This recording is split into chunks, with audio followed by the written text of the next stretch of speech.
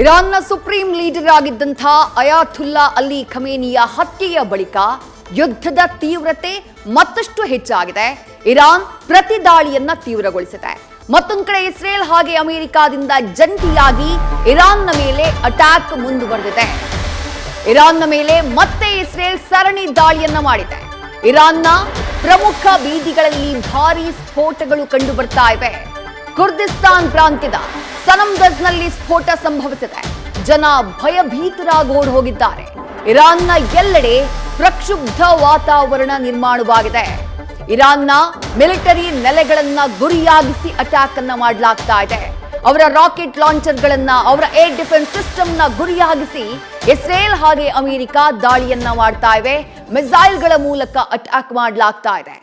ಇರಾನ್ನ ಬೀದಿಗಳಲ್ಲಿ ಸದ್ಯದ ಸಿಚುವೇಶನ್ ಯಾವ ರೀತಿಯಾಗಿದೆ ಅನ್ನೋದಕ್ಕೆ ಸಾಕ್ಷಿಯಾಗಿ ವಿಡಿಯೋನ ಗಮನಿಸ್ತಾ ಇದ್ದೀರಿ. ಯುದ್ಧಕ್ಕೆ ಒಳಗಾಗಿರುವಂತಹ ಯುದ್ಧ ಪೀಡಿತ ಇರಾನ್ನ ದೃಶ್ಯಗಳು ಮೊನ್ನೆ ದಾಳಿಯ ನಂತರದಲ್ಲಿ, ಮೊನ್ನೆಯಿಂದ ಶುರುವಾಗಿರುವಂತಹ ದಾಳಿ, ಆ ದಾಳಿಯ ನಂತರದಲ್ಲಿ ಇರಾನ್ನ ದೃಶ್ಯಗಳು ಅಷ್ಟಾಗಿ ಲಭ್ಯವಾಗ್ತಾ ಇರಲಿಲ್ಲ. ಯಾಕಂದ್ರೆ ಅಲ್ಲಿ ಇಂಟರ್ನೆಟ್ನ ಮೇಲೂ ಕೂಡ ನಿರ್ಬಂಧವನ್ನ ಹೇರಲಾಗಿದೆ.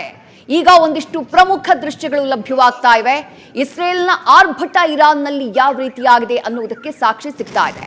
ಮೊದಲಿಗೆ ಅಮೆರಿಕ ಹಾಗೆ ಇಸ್ರೇಲ್ ಜಂಟಿಯಾಗಿ ಯುದ್ಧವನ್ನ ಆರಂಭ ಮಾಡುತ್ತವೆ, ದಾಳಿಯನ್ನ ಆರಂಭ ಮಾಡುತ್ತವೆ. ಅದಾದ ನಂತರ ಇರಾನ್ ಪ್ರತೀಕಾರದ ದಾಳಿಯನ್ನ ಶುರು ಮಾಡುತ್ತೆ.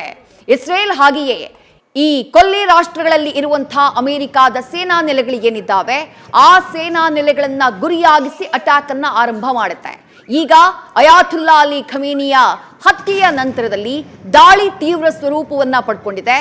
ಇನ್ನು ನಮ್ಮ ಪ್ರಮುಖ ಗುರಿಯನ್ನ ರೀಚ್ ಆಗೋ ತನಕ, ಎಲ್ಲವನ್ನೂ ಕಂಟ್ರೋಲ್ಗೆ ತೆಗೆದುಕೊಳ್ಳೋ ತನಕ ಯುದ್ಧವನ್ನ ನಿಲ್ಲಿಸೋದಿಲ್ಲ ಅನ್ನುವಂತಹ ಘೋಷಣೆಯನ್ನ, ಅಥವಾ ದಾಳಿಯನ್ನ ನಿಲ್ಲಿಸೋದಿಲ್ಲ ಅನ್ನುವಂತಹ ಘೋಷಣೆಯನ್ನ ಈಗಾಗಲೇ ಅಮೆರಿಕ ಅಧ್ಯಕ್ಷ ಡೊನಾಲ್ಡ್ ಟ್ರಂಪ್ ಮಾಡಿದ್ದಾರೆ.